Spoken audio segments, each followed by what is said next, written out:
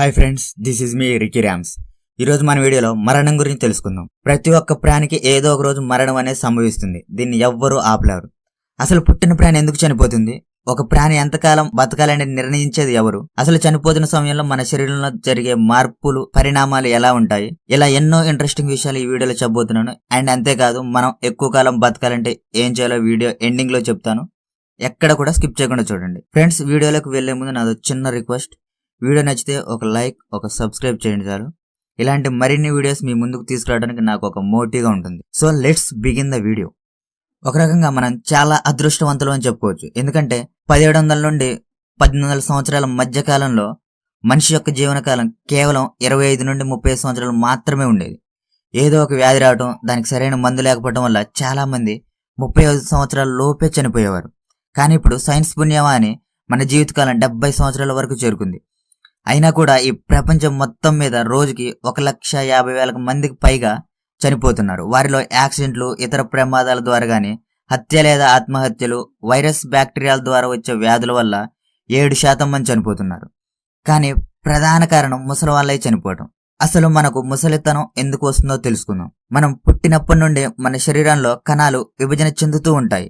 కానీ కొంత వయసు వచ్చాక కణాలు విభజన చెందటం నెమ్మదిస్తుంది. ఉదాహరణకి, చర్మంలోని కణాలు విభజన నెమ్మదిస్తే చర్మం ముడతలు పడుతుంది. కండరాల్లోని కణాల విభజన తగ్గిపోతే కండరాలు వదులుగా తయారవుతాయి. ఈ విధంగా మన శరీరంలోని కణాల విభజన ఆగిపోవటమే మనం ముసలి వాళ్ళు అవటానికి, అలాగే చనిపోవటానికి అసలు కారణం. అయితే కొంత వయసు వచ్చిన తర్వాత అసలు ఈ కణాల విభజన ఎందుకు ఆగిపోతుందో చూద్దాం. మరణం అనేది ముసలి వయసులో ఏదో సడన్ గా వచ్చేది కాదు. అది ఒక ప్రాసెస్. మనం పుట్టినప్పటి నుండి ఆ ప్రాసెస్ మొదలయ్యి మెల్లగా రన్ అవుతూ ఉంటుంది. మనం శరీరం అనేది కొన్ని కోట్ల కణాలతో తయారై ఉంటుంది. ఒక అవయవం ఉంది అంటే అది కొన్ని కణాల సమూహం. ప్రతి సెకనుకు వీటిలో కొన్ని లక్షల కణాలు చనిపోతూ ఉంటే వీటి స్థానంలో కొత్త కణాలు పుడుతూ ఉంటాయి. మన శరీరంలో ప్రతి క్షణం ఈ కణాలు విభజన చెందుతూ ఉంటాయి. అయితే ఏదైనా ఒక కణం విభజన చెందినప్పుడు దానిలోని క్రోమోజోమ్లు కూడా ఈ విభజన చెందిన కణంలోకి కాపీ అవుతుంది. క్రోమోజోమ్ అంటే డిఎన్ఏ అనేది చుట్టలు చుట్టుకొని ఉంటుంది. అదే క్రోమోజోమ్. ఈ డిఎన్ఏలోని మన జెనెటిక్ కోడ్ అంతా ఉంటుంది. ప్రతి క్రోమోజోమ్ కూడా చివరిలో టెలోమీర్స్ అనే క్యాప్స్ ఉంటాయి. ఉదాహరణకి, మన షూలేస్ చివరిలో చిన్న చిన్న ప్లాస్టిక్ క్యాప్స్ ఉంటాయి. ఇవి షూలేస్ ని కాపాడుతూ ఉంటుంది. ఒకవేళ అది ఊడిపోతే ఆటోమేటిక్ గా షూలేస్ అంతా కూడా దెబ్బతింటుంది. సేమ్ అలాగే ఈ టెలోమీర్స్ అనేవి క్రోమోజోమ్ ని కాపాడుతూ ఉంటాయి. మన శరీరంలోని ఒక కణం అనేది విభజన చెందినప్పుడు ఈ క్రోమోజోమ్ కి చివరిలో ఉన్నటువంటి టెలోమీర్ సైజ్ అనేది తగ్గుతుంది. ఈ కణం మళ్ళీ విభజన చెందినప్పుడు మరి కొంచెం తగ్గుతుంది. అలా కొన్నిసార్లు విభజన చెందేసరికి ఆ టెలోమీర్స్ పూర్తిగా మాయమైపోతాయి. అప్పుడు ఈ కణం అనేది విభజన చెందడం ఆగిపోతుంది. ఈ విధంగా మొదటి కణానికి, అలాగే విభజన చెందుతూ వచ్చిన చివరి కణానికి చాలా తేడా ఉంటుంది. సింపుల్ గా చెప్పాలంటే, మనం ఒక పేపర్ ని జిరాక్స్ తీసామనుకుందాం. ఆ జిరాక్స్ ని మళ్ళీ జిరాక్స్ తీసి అలా కొన్నిసార్లు చేస్తే మొదటి దానికి చివరి దానికి చాలా తేడా వస్తుంది. ఇక్కడ కూడా అదే జరుగుతుంది. సాధారణంగా మనిషి శరీరంలోని ఒక కణం అనేది సుమారుగా 50 సార్లు విభజన చెందుతుంది. దీనినే హేఫ్లిక్ లిమిట్ అని అంటారు. ఆ తర్వాత ఇంకా ఆ కణం దాని శక్తిని కోల్పోయి నశించిపోతుంది. ఈ లిమిట్ దాటిన తర్వాత ఈ క్రోమోజోమ్కి ఉన్న టెలోమీర్స్ అనేవి చిన్నవైపోయి ఇక ఏమాత్రం డిఎన్ఏని ప్రొటెక్ట్ చేయలేవు. దానితో ఈ కణాలు విభజన చెందకుండా ఆగిపోతాయి. మనం ఎంతకాలం బ్రతికి ఉండాలి అనేది నిర్ణయించేది ఈ టెలోమీర్సే. ఈ టెలోమీర్ సైజ్ అనేది పొడవుగా ఉంటే ఎక్కువ సార్లు కణం విభజన చెందుతుంది. కాబట్టి ఎక్కువ కాలం బ్రతుకుతాం. అదే చిన్నగా ఉంటే కణాల విభజన త్వరగా ఆగిపోతుంది, తక్కువ కాలం బతుకుతాం. మన ఫ్యామిలీలోని మన పూర్వీకులు ఎంతకాలం బ్రతికారనేది 20 నుంచి 30% మన మీద ప్రభావాన్ని చూపిస్తుంది. ఎందుకంటే మన డిఎన్ఏ అలాగే క్రోమోజోమ్ కి ఉండే టెలోమీర్ సైజ్ అనేది వాళ్ళ నుండి వచ్చిందే కాబట్టి. అయితే మనం పెరిగిన వాతావరణం, మన అలవాట్లు కూడా వీటి మీద ప్రభావాన్ని చూపిస్తాయి. మనం ముసలి వాళ్ళు అయిపోయి చనిపోవడానికి మరొక కారణం కూడా ఉంది. అదేంటో కాదు, మనం పీల్చే ఆక్సిజన్. అవును, ఆక్సిజన్ లేకపోతే మనం బ్రతకం. కానీ అదే ఆక్సిజన్ మనల్ని మెల్లమెల్లగా చనిపోయేలా చేస్తుంది. అది ఎలాగో చూద్దాం. మీరు ఎప్పుడైనా ఆలోచించారా, మనం అసలు చేయిని కదుపగలుగుతున్నామంటే దానికి కావాల్సిన పవర్ ఎక్కడి నుండి వస్తుందని? మన బాడీలో కదిలే ప్రతిదానికి కావాల్సిన శక్తికి కారణం మైటోకాండ్రియా. ఇవి మన శరీరంలోని ఒక పవర్ ప్లాంట్ లాంటివి. ప్రతి కణంలో కూడా ఈ మైటోకాండ్రియా ఉంటుంది. ఇది ఆక్సిజన్ తీసుకుని న్యూట్రియంట్స్ సహాయంతో ఎనర్జీని రిలీజ్ చేస్తాయి. అయితే ఈ పవర్ ప్లాంట్ లో ఎలాగైతే పొల్యూషన్ క్రియేట్ అవుతుందో అలాగే మైటోకాండ్రియాలో కూడా పొల్యూషన్ తయారవుతుంది. మనం తీసుకున్న ఆక్సిజన్ అనేది ఫ్రీ రాడికల్స్ గా మారుతుంది. మనం యువకులుగా ఉన్నప్పుడు మన ఇమ్యూని సిస్టమ్ ఈ ఫ్రీ రాడికల్స్ ని ఎప్పటికప్పుడు తొలగిస్తూ ఉంటుంది. కానీ వయసు పెరిగే కొద్దీ రోగనిరోధక శక్తి తగ్గిపోవడంతో ఈ ఫ్రీ రాడికల్స్ ని తొలగించలేకపోవడంతో ఆ కణం అంతా కూడా ఈ ఫ్రీ రాడికల్స్ తో నిండిపోయి నశించిపోతుంది.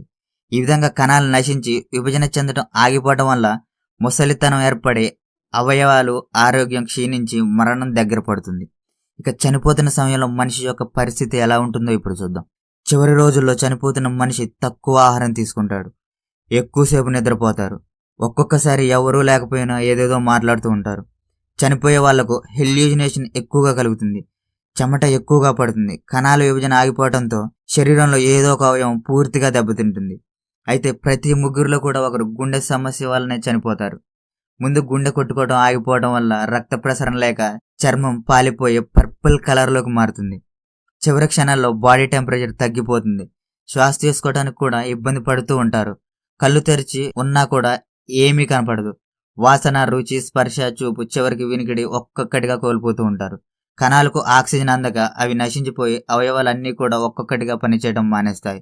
అయితే శ్వాస తీసుకోవటం, పల్స్ లేకపోవడం, కళ్ళలో లైట్ వేసినప్పుడు కళ్ళు రెస్పాండ్ అవ్వకపోవడం, ఈ మూడు జరిగితే అతను చనిపోయాడు అని నిర్ధారిస్తారు.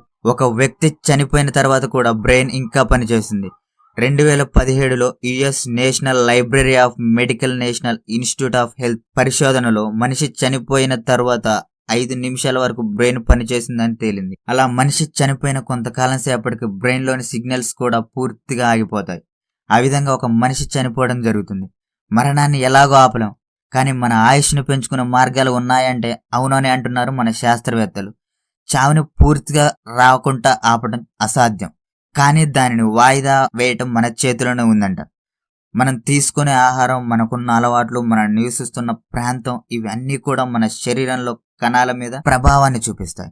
ఇప్పుడు నేను చెప్పబోయేది అన్నీ కూడా ఆయుష్ని పెంచుతాయని సైంటిఫిక్ గా నిర్ధారించబడినవే. ఇవి మన ఆయుష్ని పెంచుతుంది లేదు అనేది తరువాత విషయం.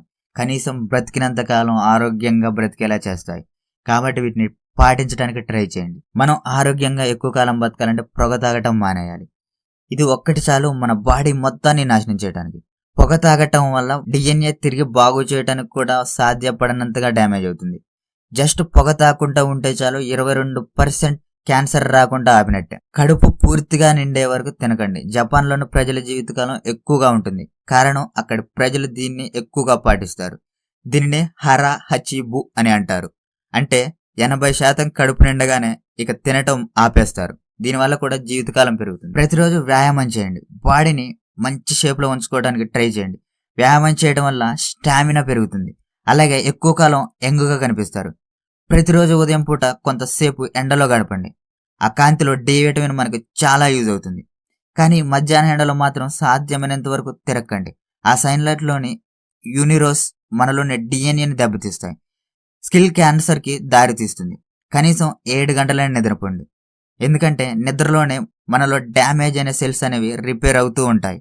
కాబట్టి నిద్రకు ఖచ్చితంగా ఇంపార్టెన్స్ ఇవ్వాలి. మనిషి శరీరం అనేది ఎక్కువసేపు కూర్చోడానికి డిజైన్ చేయబడలేదు. కానీ ఉద్యోగరీత్యా చాలా మంది ఎక్కువసేపు కూర్చోవాల్సి వస్తుంది. ఇలా రోజుకి 3 గంటల కంటే ఎక్కువసేపు కూర్చునే వారిలో ఈ టెలోమీర్ సైజ్ అనేది త్వరగా తగ్గిపోతుంది అని ఒక స్టడీలో తేలింది.